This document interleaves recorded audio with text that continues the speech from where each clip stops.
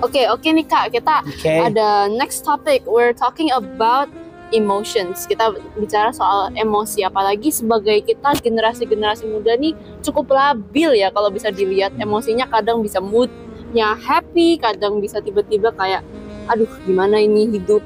Nah, krisis mental ini banyak dialami sama generasi yang kayak kita nih, generasi muda nih Kak.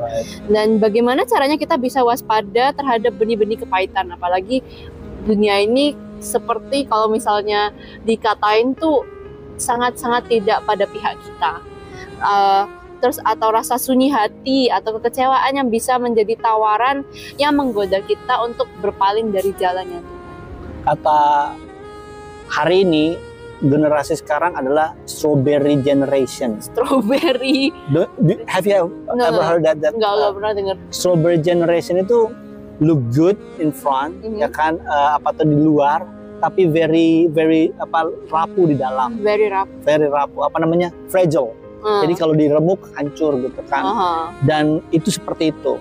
Tapi sebenarnya kalau bicara mengenai emotion, bicara mengenai feelings, it happen time to time. Time to time. Cuma bedanya hari ini sama era sebelumnya, hari ini serba cepat. So the feeling yang kita pengen itu serba cepat juga, pengennya cepat, emosinya pengen cepat. Jadi kayaknya emosinya sama, feelingnya sama, tapi dia punya metode percepatannya lebih cepat sekarang. Orang butuh perhatian cepat, orang pengen didengar cepat. Nah, ketika tidak mendapatkan apa yang mereka inginkan, they break down. Nah, itu pentingnya yang namanya kebersamaan. Itu pentingnya namanya membuka diri. Nah, saya pernah ngomong begini, dimengerti orang itu apa? Enak. Dimengerti itu enak teman-teman. Tapi mengerti orang, orang itu enak. Mengerti orang? Susah. No. Mengerti orang itu keren. Oh, keren. Dimengerti orang keren. Bella dimengerti enak. Dimengerti. Enak banget. Dimengerti pasti enak dong. Enak banget ya. Tapi ketika kamu mengerti orang itu keren. Karena apa? Fokusnya bukan diri kamu, tapi orang itu. Untuk apa? Untuk kebaikan orang itu. Because when you see to the person, and then kamu berikan perhatian sama dia, dia akan merasakan sesuatu yang lain. Dia merasakan sesuatu spesial. Dia merasakan sesuatu, well, I'm here and he's here. Bukan, I'm here, he's there. Nanti kan pikirannya mungkin secara tubuh dia di sini, tapi pikirannya kemana-mana. Jadi untuk pertama kali yang kita bisa mengerti tentang emotion ini adalah mengerti dulu keadaan orang lain. Nah, ketika kita bisa mengerti keadaan orang lain, kita juga pertama kali juga bisa mengerti keadaan kita. Karena apa yang kita treat ke orang lain, kalau kita pengen di-treat, saya pengen didengar, saya juga harus mendengarkan. Orang lain ingin dihargai, saya juga harus menghargai. Nah, itu kan selalu ada dalam hidup ini. Karena kebanyakan orang bermain dengan perasaan naik turun karena tuntutan demand untuk selalu pengen tanpa memikirkan orang lain. Nah, yang kedua adalah kita have to be in the circle. Perlu teman 2-3 orang sharing. Nah, teman yang kita sharingin dipastikan teman yang baik. Bukan hanya baik, benar juga. Ketika kita sharingin perasaan, dia bilang, oh gitu ya, oh, memang dia begitu, bukan begitu. Gak selalu teman yang baik itu selalu satu suara sama kita. Nah, justru teman yang beda suara sama kita itu yang justru baik. Karena apa? Bisa melihat sisi lemahnya kita, bisa melihat sisi kurangnya kita. Dia yang isi, dia yang kuatin kita. Nah, biasanya kalau kita lemah, ketika dikuatin, kamu bisa, aduh, kayaknya perasaan gini, aduh masa sih gua bisa. Nah, ngerti kan ya? Iya. Atau kita kurang, ayo kamu lakukan itu, you can do it. Nah, tapi seringkali kita nggak mau, kita membutuhkan, kita seringkali ingin, bukan butuh, kita ingin mendengar sesuai dengan perasaan kita. Nah, cari teman-teman yang berani ngomong sesuai apa yang kebenaran katakan. Walaupun itu tidak enak, tapi itu benar, dan itu akan mendatangkan kebaikan bagi kita. Berarti kita cari teman-teman yang lebih mau jujur dan straightforward sama faktanya kita. Yes, setuju. Dan jujur straightforward itu mendatangkan terobosan loh untuk keadaan kita. Oke, untuk juga sebagai kita yang orang-orang gereja nih Kak, kita kan kepingin kayak untuk mengayomi yang lain, tapi kita juga kayak harus memperhatikan tentang kedewasaan rohani kita. Nah, gimana cara kita tahu kalau misalnya kedewasaan rohani kita tuh lagi low, at a low point gitu? Maksudnya kita mengayomi orang lain, tapi kita juga harus tahu kondisi keadaan kita gitu, yang mengayomi. Gimana saja kita tahu kalau misalnya our kedewasaan yang mengayomi, the person yang mengayomi dan yang diayomi lagi low gitu. Ya, gampang aja, selalu ada namanya alarm in our heart ya kan. Dan alarm yang ada itu kita sebenarnya sadari itu adalah peringatan dini untuk kita jujur dengan keadaan kita. Nah, seringkali kita nggak mau jujur. Kenapa tadi yang orang mengayominya nggak mau jujur? Karena nggak ada mentor. Oke. Saya sama orang tua rohani, ya kan, Bapak Pendeta Timotius Arifin, from A to Z, I share it out. He knows exactly. Saya dalam keadaan saya senang, saya ngomong, Dad, I'm happy. Tapi ketika when I'm low, saya bilangnya, aduh, and you know what? I need pray. Dan saya ngomong apa adanya. Dan seorang mentor yang baik, seorang orang tua yang baik adalah ketika kita ngomong apa adanya, there's no judgment. No judgment. No judgment. Mereka kasih jalan keluar, mereka kasih comfort, mereka kasih teguran, tapi no judgment. Dia nggak bilang gini, itu sih kamu udah dibilangin, nggak ngomong begitu. Keren banget ya. Justru memberikan apa namanya lift it up, encouragement. Okay, you are wrong, tapi you can make it better. And kasih solution. Itulah kita tahu kondisi kita, di mana kita butuh seseorang, dan ketika kita dapat sesuatu, kita juga bisa membagikan sesuatu. Nah, kalau kita nggak bisa peka dengan diri kita, bagaimana kita dengan peka dengan orang yang kita pimpin? Nah, bagaimana kita bisa memiliki kepemimpinan kalau kita nggak pernah merasakan kepemimpinan di atas kita? Kalau misalnya kita ditanya ini, gimana caranya untuk mengatasi kerohanian yang menurun gitu? Tentang siapa, kitanya atau orang lain? Kalau misalnya orang lain nanya ke kita, gimana? Mengatasi kerohanian yang sedang menurun, yang nggak ada cara lain. You need some time to spend time with God. Contohnya, antara Jenny sama Bella, ya kan? Bella, ketika kalian sudah merasakan hubungan pertemanan kalian kurang, apa yang kalian harus lakukan? Separate? No, you will spend time together. Get closer, right? Bilangnya, how are you? Ya kan? It's been a long time. We have no communication. It's been a long time. We don't have a chit chat. Good time together. Hey, can we go? See a movie, ya kan? Watch TV, play sport, whatever it is, golfing atau paddle, apa aja lah, ya kan? Ketika kita memiliki degradasi relationship with one another, you need sometimes, and you know what, make it a time intentionally. Buat waktu itu dengan sengaja, bukan cuma sekedar, Abel anjing, cuma sekedar lewat dong. Artinya apa? Basa-basi. Kata adik saya, lu basa-basi lama-lama basi, tau nggak ya? Dia bilang gitu, oh ya, bener juga. Tapi kalau kita tahu kita dalam keadaan turun rohani kita akan buat waktu untuk apa? Make a time to have a fellowship with God in prayer and reading a Bible and have a fellowship. Jangan aku mau berdoa, mau baca Alkitab, tapi saya nggak mau datang persekutuan. Justru salah. Karena apa? Dalam persekutuan itu, dalam community itu ya, besi menajamkan besi, sesamanya menajamkan sesamanya. Ketika saya mendengarkan kamu kesaksian, God's been good to me, God is good, this what happened just this morning, He helped me. Saya tadinya sedang lagi dalam keadaan, wow. Dan kamu bilang gini, kalau Tuhan bisa lakukan itu sama saya, Tuhan juga bisa lakukan yang sama-sama kalian. Bam! Dia bilangnya, thank you ya Bel, udah sharing ini. Itu. Karena kesaksian itu mengalahkan iblis. Talking about sebuah komunitas ya, kita sebagai anak-anak Tuhan yang Kristiani ini, seringkali kita kayak, terutama yang lagi single ini, kayak, aduh, aku harus cari pacar nih, tapi yang baik dan yang dewasa dan yang ganteng ada di iman sebelah. Nah, gimana tuh Kak? Pertama, nggak usah ngomongin iman sebelah. Kata harus cari pasangannya juga dipertanyakan, kenapa harus? Karena kan biasanya patokannya nih, maybe mereka dengar dari mana nih, kayak wah kita harus beranak cucu dan bertambah banyak gitu, kayak mission yang dari Tuhan kan. There's a lot that's going on. Ini pasal untuk jadi suami istri pacaran. These two different things loh. Tapi kan biasanya kan orang-orang nangkepnya, aduh berarti aku harus cari sebuah pasangan nih. Ya pasangan. Yes. Ya pertama gini, ketika orang mau cari pasangan pastikan dia cari dalam kepenuhan.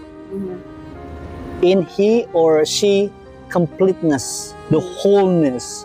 Jangan kamu cari pasangan di saat kamu merasa kurang, di saat kamu rasa lemah, kurang. Oh, you come into my life to complete me. Saya bilang itu salah banget. Karena apa? Oh dia dapat dibilang apa dia jiwa saya my soul is full if you're here with you're my soulmate, ya kan? Soulmate itu bagian daripada jiwanya, ya kan? Jadi jiwanya dia menyatukan jiwa saya, kita menjadi satu jiwa kan. Dari Alkitab nggak kayak gitu, Bel. Di Alkitab berkatakan dua menjadi satu. Artinya kamu yang complete dengan pria yang complete, dua orang yang complete, yang whole, there's a wholeness in there, become one. To become one, bukan setengah Bella, bukan setengah David, Eric, or whatever his name is, I don't know, ya kan? I'm guessing ya guys. jangan digituin ya. Nggak ada, she's okay. Cuma maksudnya saya nggak tahu namanya siapa yang akan datang.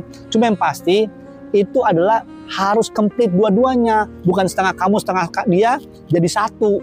Nah kenapa akhirnya banyak friksi, banyak gesekan?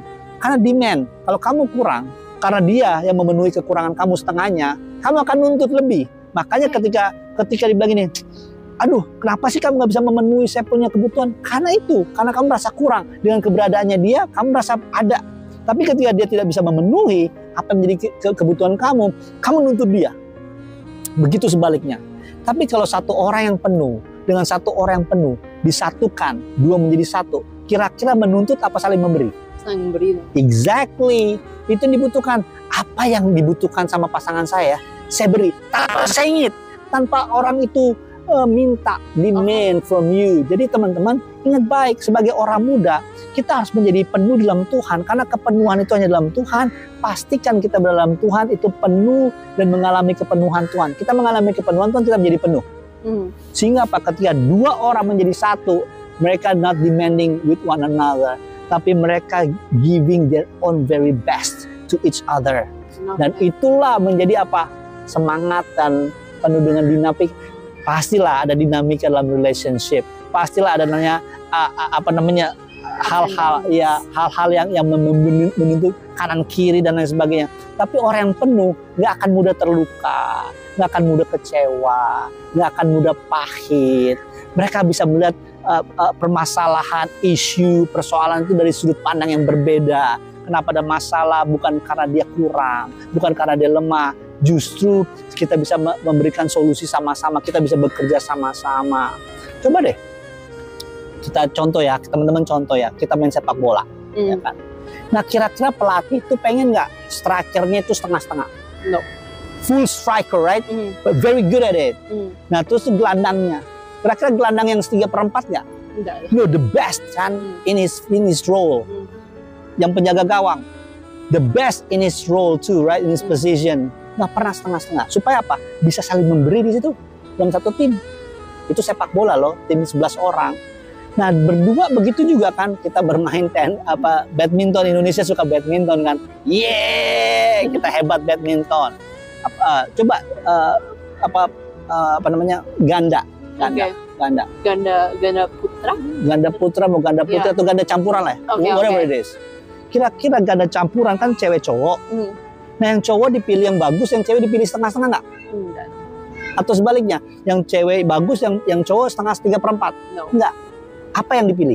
Both professionals. Professional and very good at it, right? Yes. Mereka the best, ya kan?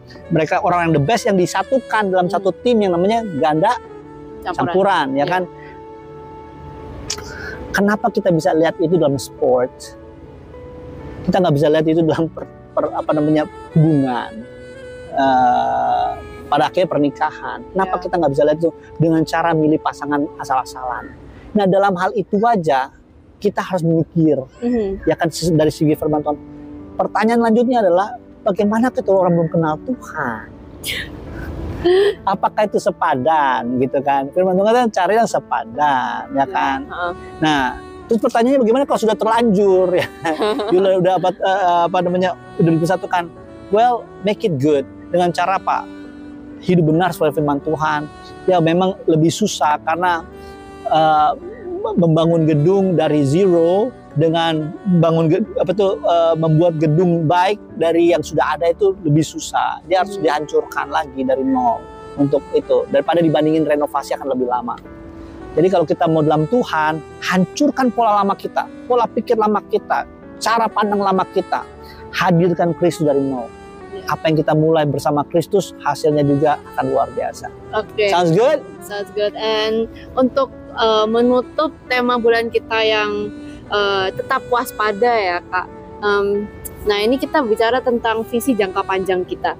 Jika kedatangan Tuhan adalah motivasi untuk hidup kita menjadi waspada, bagaimana hal itu bisa mengubah cara kita untuk membuat keputusan? Contohnya kita ambil keputusan kayak finansial, karir, atau bahkan studi bagi yang masih belajar gitu ya, dalam jangka panjang. Apakah kita hanya hidup untuk saat ini atau kita harus mikir jangka panjang banget, tapi tetap waspada dalam Tuhan gitu? Waspada dalam Tuhan, tentang kedatangan Tuhan, berarti berfokus sama Tuhan, ya kan? Nah, setiap kita berfokus sama Tuhan, ingat loh, di dalam Tuhan tuh nggak ada yang menakutkan. Yohanes 10 ayat 10, The thief does not come except to steal, to kill, and to destroy. Jesus said, I have come that they may have life, that they may have it more abundantly. Iblis datang untuk mencuri, membunuh, dan membinasakan. Aku datang untuk memberikan hidup dalam segala kelimpahan. Artinya, setiap orang yang fokusnya dalam Tuhan, karena dia dalam Tuhan, hidupnya itu selalu dengan penuh dengan semangat. Karena ada kehidupan.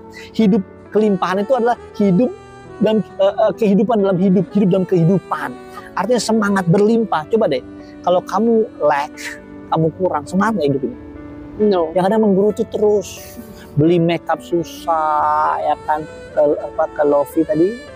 Lovisa. Ke Lovisa susah, ya kan? Iya. Dan lain sebagainya. Pergi ke luar negeri apalagi mikir aja, susah. Nggak ada yang enak. Tapi Yesus datang untuk memberikan hidup dalam segala kelimpahan. Artinya hidup dalam segala kelimpahan, hidup yang berkehidupan. Penuh dengan semangat dan gairah. Jadi kalau seandainya kita dalam Tuhan tuh nggak usah khawatir, nggak usah takut. Kehidupannya itu luar biasa. Dengan itulah, karena kita diberikan Tuhan keluar biasaan, itulah kita perlu namanya persiapan. Orang yang luar biasa mempersiapkan dong, bukan hanya untuk hari ini, tapi untuk akan datang. Nah, orang yang mempersiapkan itu siap sedia atau waspada, itu bentuk orang yang bertanggung jawab dengan hal-hal yang luar biasa. Contohnya, kalau kamu dikasih sesuatu yang sifatnya murahan, nggak ada arti, kira-kira kamu bertanggung jawab nggak? Most likely enggak. Of course not. Ya kan nggak ada harga, kamu lempar-lempar gitu. Tapi kalau kamu dikasih jam ya, contohnya Rolex atau Richard Mille, whatever it is, ya kan. Atau ya kita masih anak-anak muda yang million lah, harga million sudah jam tangan.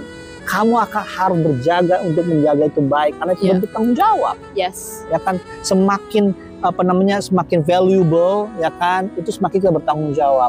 Hidup kita ini kan very very valuable kan. Kita kan berharga dan mulia di mata Tuhan. Nah, karena kita berharga dan mulia di mata Tuhan, kita harus bertanggung jawab dalam hidup ini.